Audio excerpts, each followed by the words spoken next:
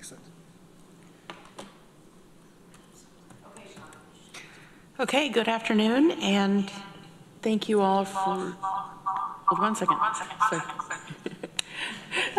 It's very tricky, this world of technology. Welcome everyone to the Health and Human Services Committee meeting. Today is Wednesday, April 17th, and it is 1 o'clock.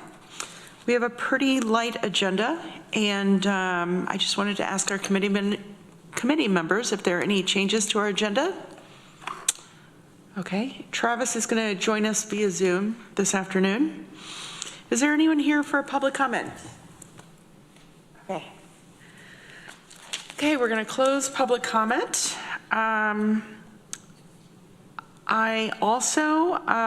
do not have a chair's report this afternoon. It's been pretty steady, and I know that we're all kind of gearing up for budget season already, and this might be the calm before the storm, as we like to say at the legislature.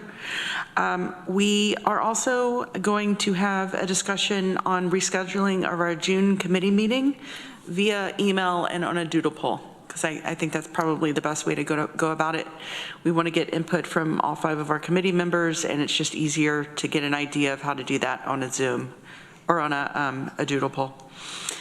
We are joined today by the Food Bank of the Southern Tier, and just before we get started, I would love to provide some praise for the Food Bank, because during COVID, you guys were absolute heroes for our community, and you continue to be.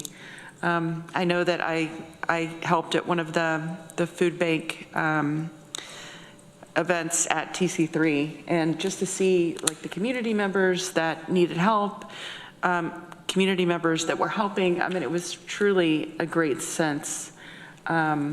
It was just a great experience for everyone involved. And my daughter continues to volunteer for you guys out in, I guess it's Horseheads, maybe Elmira, out towards that way, for her NHS hours. So you guys are our go-to in our family. So I want to thank you for your incredible work. Thank you. Great. Well, I'm going to share my screen. Okay. Get started.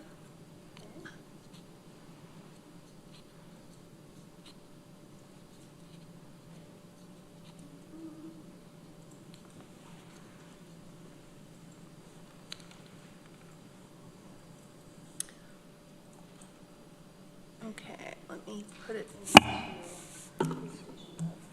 All right, well, I just wanted to thank everyone for allowing us to come and present today. My name is Sarah DeFrank, and I work at the Food Bank of the Southern Tier. I'm the Director of Policy Programs and Partnerships, and I'm joined by my colleagues, Catherine Miller, who is the Director of Data and Evaluation, as well as Nancy Webster, who is our Grants Manager. In case there's any questions to follow that I'd bring back up. But I will jump in. My assumption is that you all have probably taken a look at this information, but I will review it here. So just reviewing some of the goals. One of the main goals of this presentation is our hope is to share our talking points about the impact the food bank has in Tompkins County, as well as the impact of the FBST programs and our partner agencies. So those are our pantries that you all know pretty well here. And gain a shared understanding of the benefits of the food bank partnership. And then also just share some more recent analysis of how much the county receives from these kind of broader emergency food grants that we administer. Any questions here? Okay. I just want to confirm funding. So the funding that you receive from the county goes through the Human Services Coalition? It does. Okay, thank you. Okay. So just a brief overview. These are our pantry partners here in Tompkins County. We have a really incredible team and cohort of pantry partners here. We obviously wouldn't be able to do the work that we do without them, and we hold them in very high esteem and hope that we work really closely with them moving forward around funding and any kind of shifts in our models as we move forward. So just a review here. sorry, there's something in the way there. So these are our Tompkins County service statistics. And what these are the annual individual requests for food of all of our programs and our agency partners. Again, agency partners are pantry partners. So you'll see, obviously, the story being told here is, you'll notice that there's an increase during the recession in 2008, and then it kind of dips down. We see COVID come onto the scene, and of course, with the federal pandemic era interventions, we saw a lot of kind of slowing of requests for food for some time, and then we see that dramatically increase after those interventions stopped at the federal level, and we're seeing a regular increase as we move forward. Are you seeing that in the other counties as well?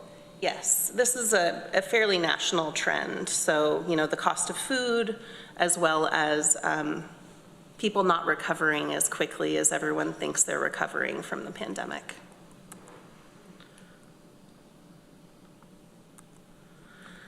And then these are our service stats, and I really want to point out the blue line. That is our pantry partner number. So you see over time, again, just an increase as the years go by.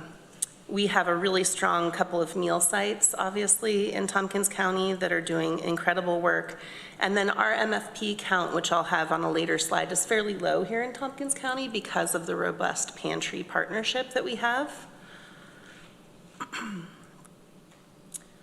And this is a slide that is trying to illustrate the value of product. Excuse me. So TFAP is the Temporary Emergency Food Assistance Program. It's administered by the USDA. That's a federal program. And that food is delivered at no cost to any pantry partner. We also have donated product that we get from local grocery stores and from other entities who are, donating food. That in the note there, it says it includes partner-driven pounds, which is retail recovery, both administered by the food bank and our pantry partners doing local pickups. And then the cost to the agency is the wholesale line item, and that is just items that, we try to fill in the blanks.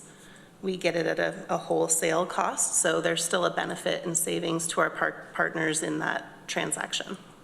You charge for delivery, or is that included in the cost? Or? No, historically we had charged for delivery, but since COVID we've waived that. And what we used to call that was a shared maintenance fee, and we don't apply that to our partners anymore.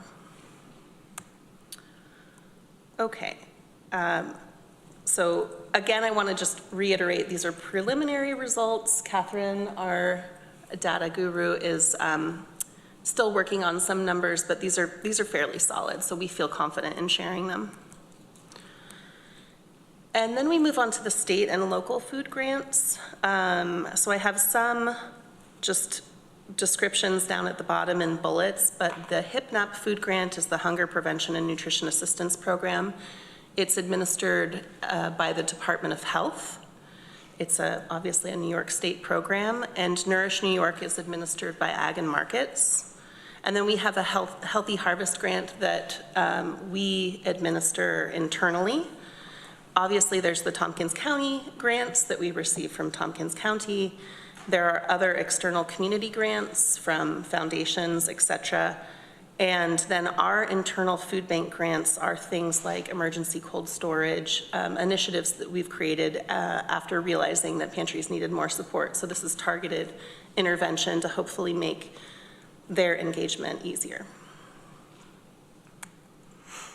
So here's where we get into some major mathing. And again, kudos to Catherine Miller behind me here. So this is the cost breakdown. So we're taking the value of food and other items. We're looking at the food grants. The actual cost to agencies is in the purple box there, $442,000. And again, the cost per accounting for food grants is 16 cents. And we've got this red circle just to illuminate it even further.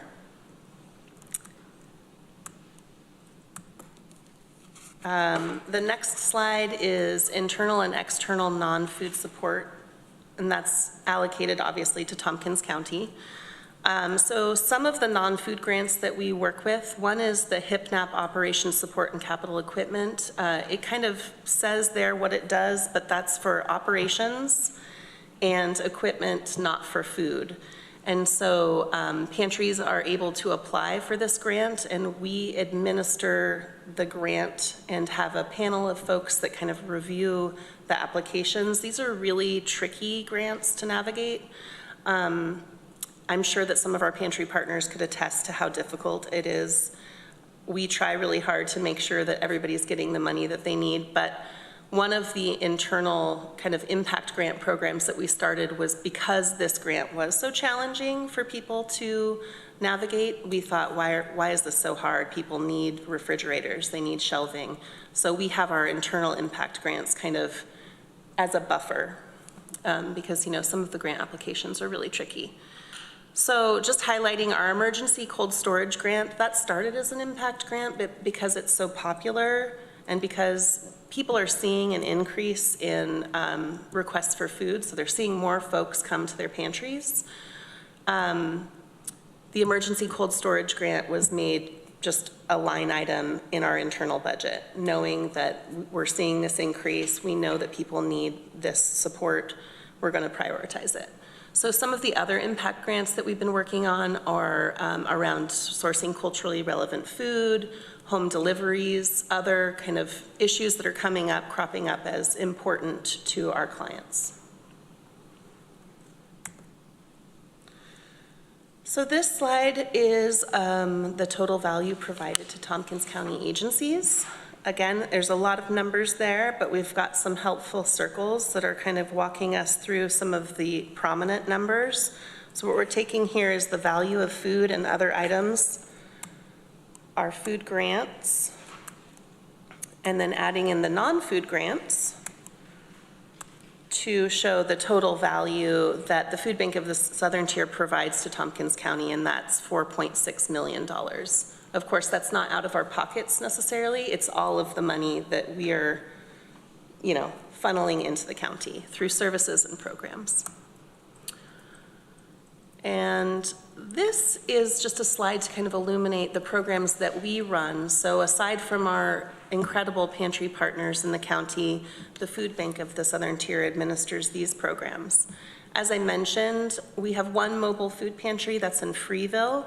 We also have 4 senior mobile food pantries, and those are at Cayuga Meadows, Conifer, Ellis Hollow, and Titus. We're looking to expand that into the kind of senior housing and maybe some low-income housing because we realize that transportation is one of the major barriers that folks face in the county and in the region. So it's something that we're talking about internally.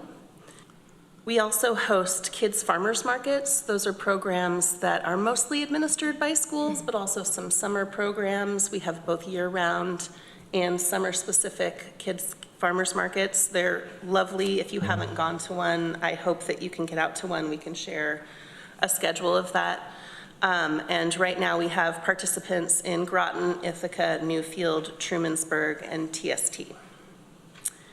And then the summer-only ones, those are listed there as well. Although I do believe Trumansburg might not be doing one this summer, so I may need to update that slide.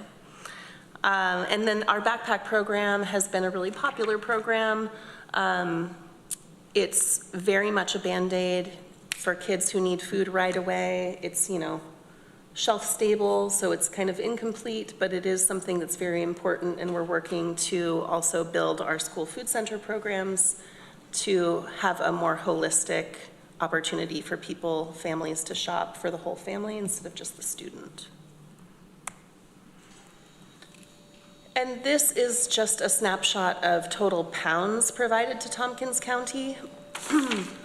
As you can see, again, I can't say enough about our agency partners and our school food centers. They're doing the lion's share of the work, moving the food, you know, from the food bank into their pantries and then into the hands of folks that need it. And the total amount, again, just to reiterate, is 2.7 million last year, pounds of food that we moved into Tompkins County. I kind of blew through that. I'm sure there's some questions, and I'm happy to answer any of them. So, hi. Thank you very much. I actually have a bunch of questions, but I won't Okay. ask them all at once. I want to make sure I understand the program. I'm wondering, so there are a lot of places throughout the county to find food. So there's the mutual aid cabinets, and I now understand that's a whole separate organization and how that's done. I wondered, is the food bank, is this connected to Meals on Wheels? We have a partnership with Meals on Wheels, so they do order food from us, but they also source food from other places.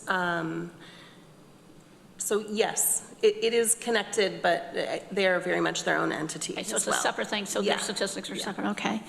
And then the backpack program, is that like the Wegmans backpack program, or is that something separate that they work with you? Speak to the Wegmans backpack program. So the backpack program that I was speaking about is sponsored by the Food Bank of the Southern Tier and Got it. generally administered at schools. It's primarily most popular in the elementary schools. It kind of tapers off in the middle and high school levels. Okay.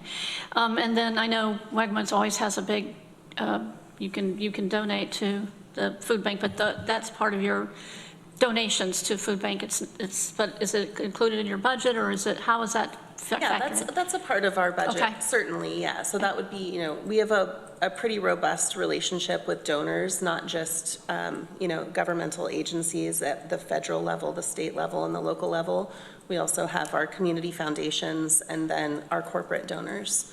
So yeah, it takes a donor village. Yes.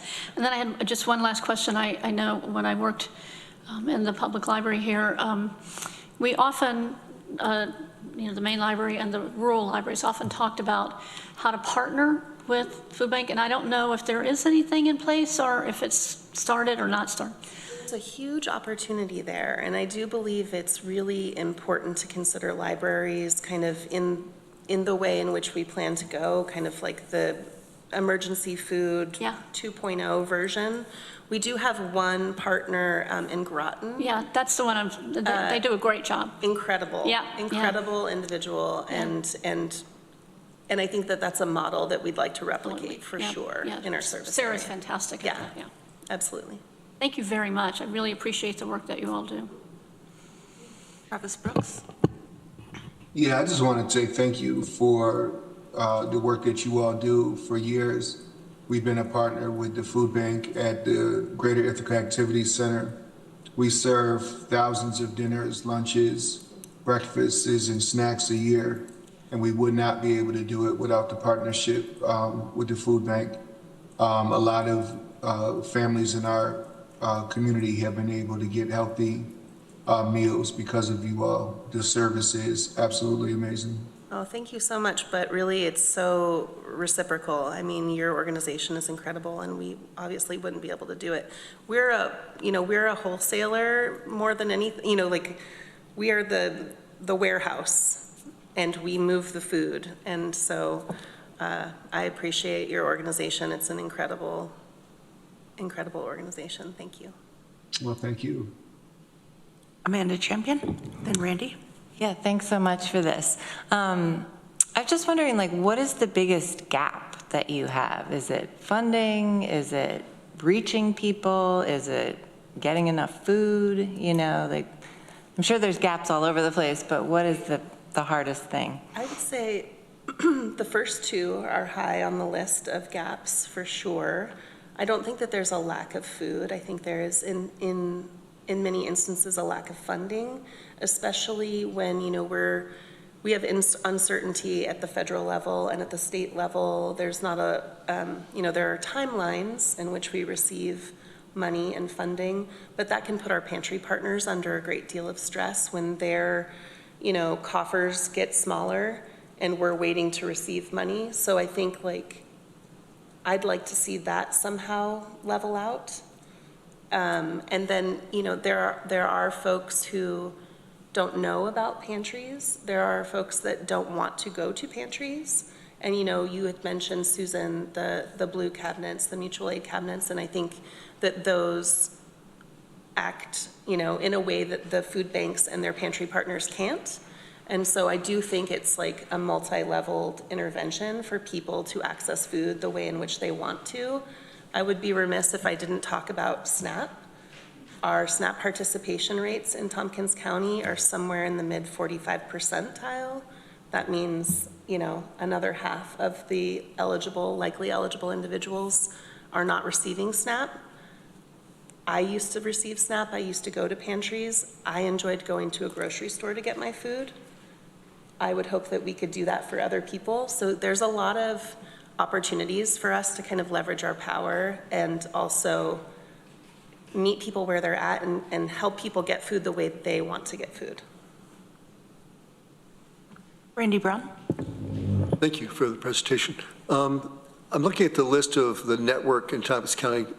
Are you adding people to this network? It looks like it's a growing number, and is that a good thing, and what advantages does that provide? So we have what's called a strategic partnership application process. In that process, we have a panel of people who kind of look through the application. We also use a lot of the data that we have. So just off the top of my head, you know, there's a lot of pantries in downtown Ithaca.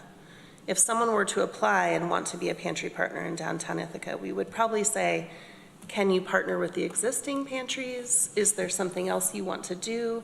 So we're going to, with the data that we have, make the best kind of decision about where we might place a new pantry partner. That also goes for our own in-house interventions, like a mobile food pantry, like a senior MFP. So we try to be more thoughtful about it instead of just kind of throwing, you know, solutions wherever they're easiest. So we've kind of shifted in the last few years on how we decide who to partner with, and really try to get people to be collaborative and do a little homework to see who's existing and where they might be able to kind of join in to the effort instead of creating a new thing. I really liked the presentation and all the data on where all the funding comes from, all the different entities. It's always good to get clarity on that. Each location, the cost of maintaining a particular location for a food bank, is that all donated funds or donated by municipality in some way, or how does that? People are paying rent for places? I mean, how does that? Do you mean our pantry partners? Yeah. Yeah. So it can vary drastically. So there's pantry partners that have robust budgets and paid staff. There are pantries that are all volunteer. They're in churches. They're in community centers. And their budgets vary based on kind of their means. So,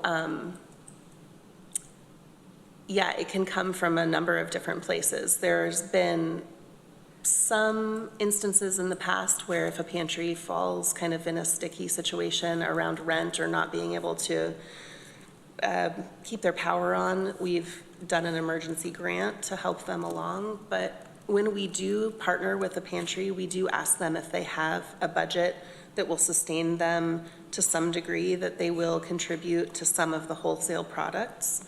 And that's easier said than done. So I think, you know, when I mentioned the 2.0 version of like this anti-hunger work that we're doing here, we do need to think about, and I know you all have heard from Sarah Paradiso, who is a really incredible advocate and is really looking at like, where are the weak points and the pain points within our pantry system in Tompkins County? And it's not unique to Tompkins County. It's just that society is changing and we need to look, you know, to the future. I'm assuming this, but is all the food that's the consumers receive free? The consumers, yes. Okay. There's no charge. There should never be a charge for food at a pantry. Yeah. I figured that. I just wanted to ask. Confirm it. Yeah, no, it's a good clarifying point for sure. Right. Any other questions? I have one more question. How can we assist you? Well, I would like to talk to Sarah Paradiso and Captain Stacy McNeil. They are the co-chairs of the Tompkins County Food Distribution Network. That's our coalition of pantry partners, to make sure that we're on the same page about how much money, how much support, what kind of support they would like before I kind of share that number, but I'd love to do a follow-up. I just think that their insight and input would be great before I kind of offer that solution. All that goes through the Human Service Coalition, how that works? Yeah. So you would go through them and, okay. Yeah. Yeah, but I mean, you did see the increase, so. I will say this year, I think we're all going to be under the gun as far as taxes because many people's assessments went up, and the way that we would combat that is to try and keep our tax levy at a lower amount. So, Good luck. yes, yes.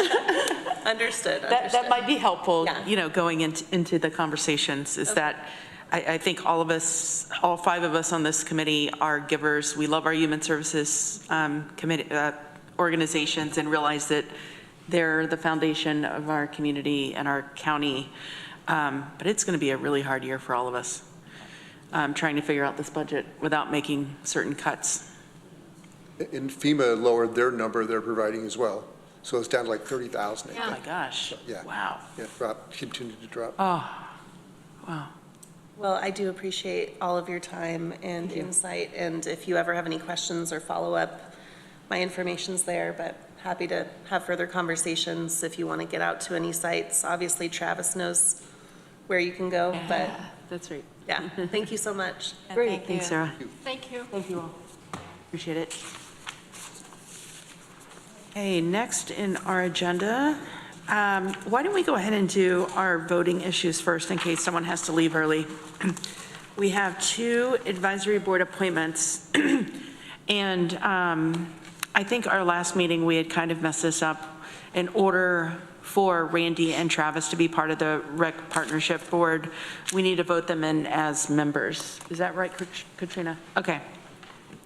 And so we have Randy Brown, legislator seat, term expires December 21st, 2024, and Travis Brooks, legislator seat, term expires December 31st, 2024. Can I have a mover, please? Moved by Susan, seconded by Amanda. And are there any questions, comments? If you have concerns about these 2 individuals, we can go into executive session. Okay, no concerns, questions, comments. And we will do a roll call vote. Randy Brown? Yes. Susan Currie? Yes. Amanda Champion? Yes. Travis Brooks? Yes. And myself is a yes. That's unanimous. Thank you. And next, let's see here. We have the minutes for March 20th, 2024. Can I have a mover, please? Moved by Susan, seconded by Amanda. Any questions or comments? Okay. Randy Brown? Yes. Susan Currie? Yes. Amanda Champion? Yes. Travis Brooks? Yes. And I am a yes as well. Okay, next we will move on to the county administrator's report, and Bridget Nugent is here to do the report. Thank you, Shauna. I don't have a report per se, although I did want to reiterate what Legislator Mezzi reported out at last night's meeting following the last Housing Economic Development Committee meeting. We will be convening with our partners with the Department of Social Services, Continuum of Care, and our partners at the city to further the discussion on expanding shelter now that Code Blue has ended. So those conversations are occurring. Just wanted to make sure this committee was kept abreast of that as well. That's great. Thank you so much.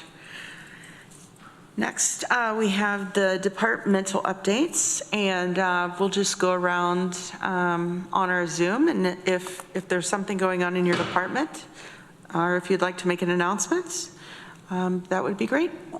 We have J.R. Claiborne from Veteran Services. Hello, J.R. All right, good afternoon. I'm first today. I like it. Hello, everybody. Just want to share that last month was really an exciting month for us. I think I previewed some of the things for you at last month's meeting, but to try and condense it somewhat, we basically celebrated our women veterans as well as our Vietnam era veterans, particularly for the Vietnam Veterans Recognition Day. My rough count is about actually no, about 90 veterans and their family members were able to be saluted over the course of those celebrations.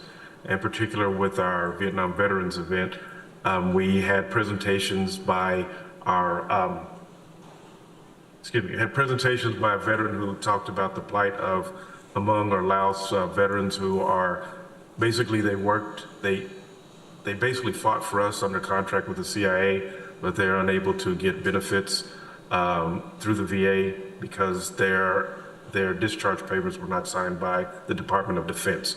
So there's a big effort to try and get them recognized because a lot of them are dealing with the same health issues that a lot of our Vietnam era veterans received because they were in the bush and everything under Agent Orange, just like our guys were. Also, one of the highlights of that event was a presentation by a group of IHS students who spent their spring break in Vietnam. And our veterans really ate that up. We ended up having to cut off the Q&A session with the students because our veterans were really into it. They really appreciated them coming to share their experience. And just on a point of personal privilege, my daughter Dare was one of those presenters. She really had a great time, and just the enthusiasm that all of the students shared and that the veterans gave them back was really something to see. Also, at that event, we had recognitions and citations by Mayor Cantelmo, Assemblywoman Kellis, Senator Webb, and also presented the proclamation that you all gave me as well for the event. And the last part of that, we had a special presentation by Assemblywoman Kellis for Gary Naparatz, who is the outgoing president of the local chapter of the Vietnam Veterans of America. He's had 8+ years as leading that organization and has really done a lot of work to highlight the issues and the profile of our local Vietnam veterans. And the other big thing for me with that is for our women's events, it actually allowed us to initiate a group for women veterans. So that's something that we're hoping is going to gain some steam, and I really would like to see it become a popular asset for my department's work, because our women veterans are really a silent group, and to be able to salute them publicly and provide them some support of things that they would like to do is really important. I think that's going to be a duty calls to make that happen. And then lastly about that, I just want to say that this could not have been done without the help of my staff, Michelle Baker, and Michelle Baker, who was our Info 8, and Davi Mosey, who was my project assistant, who sadly enough, she had to leave the country, so she ended her time with us right at the end of that event. But she really did a lot of work. I could not have done that without her help and Michelle's help and support.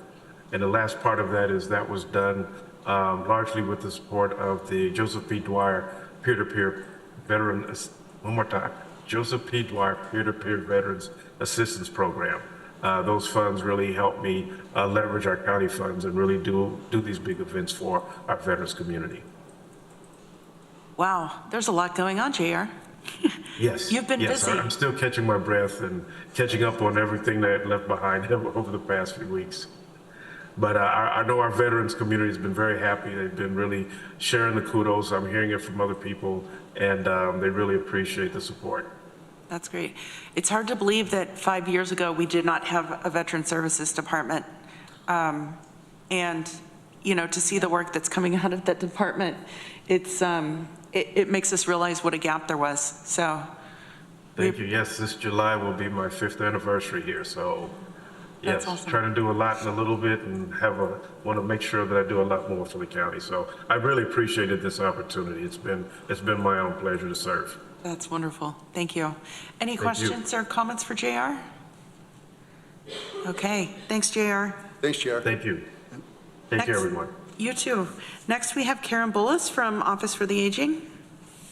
Hi, thank you. Lisa sends her regards. She's at a leadership conference in Cooperstown, actually. So I just want to announce that May is Older Americans Month.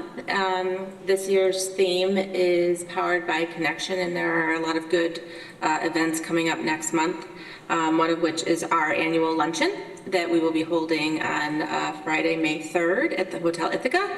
Dr. Mildred Warner, who is let me get this right, the professor of Department of City and Regional Planning and Department of Global Development at Cornell University, will be our keynote speaker. So we're very excited to host that, and we hope to see all of you there. And then I'd be remiss to put a plug in for the Mac and Cheese Bowl for our partners up at FoodNet. So that will be held on May 1st from 4:30 to 7 at the Ithaca Farmers Market. It's always a great event. Lots of participating agencies and community partners will be there tabling as well. So come on down and have some mac and cheese. It's great, thank you. Thank you. Any questions or comments for Karen? Randy Brown? Thanks, Karen. Hey, Karen, I heard on the radio from the Office of Aging was talking about programs for caregivers, or training for caregivers. Could you talk a little bit more about that? Or? So you're probably talking about our powerful tools for caregivers classes? Yes. I would imagine, yeah. So yes, we are actually doing one. There was one today. So what that is it's a 6-week course for caregivers, informal caregivers, so family members, friends, things of that nature, and it teaches them skills and methods to be able to care for themselves while they're caring for their loved ones. It's a really popular class, and we try to do, we generally try to do it in spring and fall, and sometimes we do multiple classes. Right now, as I said, we're in the middle of one, and we're hoping to schedule another one in June, I believe. That's great. Thank you. Yeah, you're welcome. Any other questions for Karen? Great, thank you, Karen. Thank you. Take care. Okay, next we have Kate Shanks Booth from Youth Services. Yes, good afternoon, everyone. Just a couple of announcements. We did a first round for our project assistant, did interviews for the project assistant and the youth service specialist. However, neither of those searches were successful in locating a candidate. So we have reposted, and if you know anyone who would be interested in that, please send them my way. I would be happy to speak with them. So that's what I have for today. Okay, any questions for Kate? Okay, thanks, Kate. Appreciate it. Next, we have Ken Clark from the Office of Human Rights. Hey. Good afternoon. Good afternoon. Hello. Just a couple of things to share with you. We are working on the development of a documentary on immigration in the U.S. We're doing in fulfillment of a Cornell Just Futures Engagement Grant that we received last year. And so Tom Hubble, who is a local videographer, has been contracted to develop this documentary. And as we speak right now, he is conducting interviews and filming on the U.S.-Mexico border. He will be also talking with a number of local immigration activists and scholars as well to develop this documentary. We are very excited about this and something that we hope to be able to share with the larger community once completed, and also to pursue opportunities to enter the documentary into some film festivals with which Tom is familiar. On May the 15th, OHR will be hosting an event at GIAC in which will analyze the migration process in the context of current immigration policy. And our speakers for that event are Crystal Osmond, who is a partner in immigration law attorney with Miller Mayer, and Professor Jacqueline Kelly Whitney of Cornell Law School. This is part of also in fulfillment of the grant that we received. Finally, OHR has finalized a new logo and graphics for the office. We're planning to have an event probably in June, sometime around early to mid-June, to reveal it to the public. And we'll be sending out invitations to invite people to see and share this reveal of our new brand. so to speak. So that's my report. Great, thank you. Any questions for Ken? Okay, thank you, Ken. Appreciate it. You're welcome. Next, we have Kit Kephart from the Department of Social Services. Hi, everybody. Hello. So our big news is we're wrapping up the Code Blue sheltering season.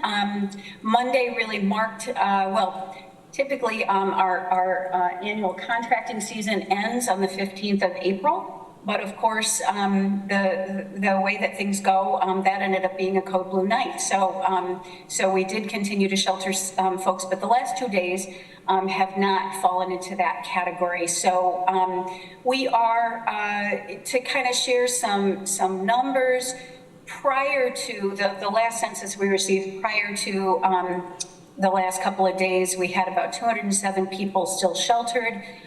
56 folks falling under the THA sheltering regulations, which was 50 adults and 6 children. There was 151 Code Blue individuals, 132 adults and 19 children. So Monday and Tuesday, we had about 50 applicants come through our door to apply for THA, which is what we always hope when we're transitioning people from Code Blue, and we're hoping they will, if they need it, continue to be sheltered, but apply for THA. So about 50 applicants, and 31 were actually approved. There were a number of folks that were not, which is kind of unusual and depends on a number of factors. It can be that they don't qualify because they're over income. It may also be because some individuals don't want to submit certain records or documentation. So there's a variety of different reasons why that might be. And currently we have about 100 people that were sheltered under Code Blue that have not come in to apply for THA and are not requesting assistance. So that's always concerning to us because we don't know what happens with people, but that's kind of where we're at and what the numbers look like right now. Otherwise, the work continues in a whole bunch of other areas, but I don't have any other direct news right at the moment. So I think you had mentioned there were 19 children that were, is that right, Kit, that were being housed under Code Blue? And Correct. Only 6 were THA. Can you talk to what's going on with the other 13? Oh, I'm sorry. Let's see. So there were 6 children under THA, and there were 19 children sheltered under Code Blue. Okay. I guess I'm wondering where might the other 13 kids be sleeping? I see. Yes, I see what you're asking, Shauna. Sorry. So we don't know. That's the truth of it. What we're seeing, and I think this is a statewide trend, what we're seeing more and more that we haven't really in the past is that more families are requesting Code Blue sheltering. And of course, that means that we don't have data on them. We don't really have a lot of information about who they are, why they need sheltering, what their circumstance is. And we have very limited ability to follow up with those people. So it may be that, it may very well be that people don't have a place to shelter over the winter, for example, but they do have a place when it's warm, that maybe they have a place where they can go that is maybe on a family's property that doesn't require heat. And so they're able to stay there over the summer. That's a speculative kind of thing. But I think those are the kinds of things that we assume when we see that people don't come in. But we really don't have a way to know, which concerns us, but it kind of is the circumstance we're in, unfortunately. Any questions for Kit? Comments? Okay. Thank you, Kit. Appreciate the update. Thank you. Next, we have Frank Krupa from Whole Health. Hi, Frank. I think you're muted. Can you hear me now? Yeah. Okay. Sorry, I've been having computer problems. I had to restart and everything at the beginning of the meeting. The only real update, I think folks are all aware at this point, is that our Environmental Health Division issued notices of violations to the City of Ithaca and the railroads related to the encampment space bordered by Tabor Street and the railroad. The city and the railroad have 30 days from that notice to submit a plan back to the department on how they plan to move forward. We've had a lot of really good conversations in the last couple of months with both the city and the railroad, not only about this location, but about the larger problem as it persists as well.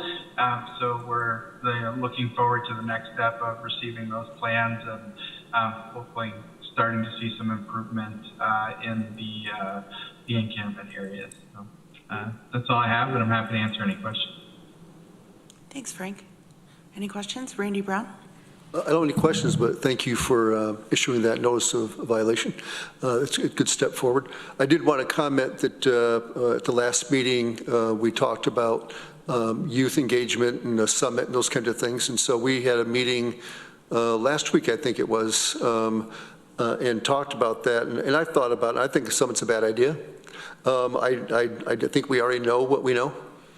I don't think we need to have a summit to tell us what we already know. So I don't, frankly, know what to do. But I am tracking and looking at the lack of transportation, what it's doing to people. And there'll be actually a transportation needs assessment presented to the F&I committee tomorrow, which I've looked at. And the data shows exactly that underserved people are most disadvantaged for everything because of transportation. And they can't get to program, they can't get to food, they just can't get there. So I'm going to draft something of what I think should happen, because I don't know what else to do. But I know that Harmony had a long discussion, and what we left for that meeting, Harmony said there's many programs that are happening and that are currently in place. I'm not clear on what all those are and who they're benefiting, and I know they are, and I know that they've improved over time. So I'm looking forward to kind of data to understand what's currently in place so that we're not duplicating it, and understanding who we're reaching and who's paying the bill. Thanks, Randy. I know also that there are some positive things that are happening at TCAT. They received a big grant, and so you will see some announcements that will talk about some more access. I forgot, it's on-demand, essentially, access, and so those will be serving some of the underserved. We're also talking about partnering with some of the outside counties to provide some crossover in county services. So more to come. We are also purchasing, I think, 5 new diesel buses, which, you know, everyone got very upset over diesel buses, but the reality is that they're very, we know that they're going to work. The electric stuff, they haven't worked out the kinks. So right now, the idea at TCAT is to get more buses on the road, have more service, extend service, get it back to where it was pre-pandemic. So I know you've had a lot of that. Thanks for all the work on that. I know it's easier said than done, right? Yeah, for sure. And it takes time, you know, and people right now don't have time. You know, that's part of the problem, time and money. Everything could be solved with time and money. Right. So, yeah. Frank, any other comments? No, that's all I had, Sean. Okay. And we're also joined by Cindy Wilcox from the Human Services Coalition. Hello, Cindy. Hi, how are you? Good. How's it going? Oh, not bad. I have one piece of information. Applications are now open for the 2025 budget, Tompkins County Community Agencies funding request process. So applications are due on May 15th. We ask applicants to kind of demonstrate alignment with county goals in their application. So, you know, identifying relevant county plans, focus areas, resolutions, et cetera. So I believe that all of the legislators did receive the media release from Dominic Recchio. So if you have any questions, let us know. And the application is also on the HSC website. That's great. Any questions or comments from legislators? Okay, thank you, Cindy. And is there any other business to bring forward from committee members, liaison assignment reports? Okay, I don't have anything else either. I guess the only thing I can bring forth is on the Board of Health. I think we will be probably talking about some of the notices of violations in that meeting coming up. I think it's next Tuesday. So stay tuned. And can I have a mover to adjourn, please? Moved by Randy, seconded by Susan. All those in favor, please raise your hand. Okay, that's unanimous. Thank you all. Have a good day. Thanks, Anna. Thank you.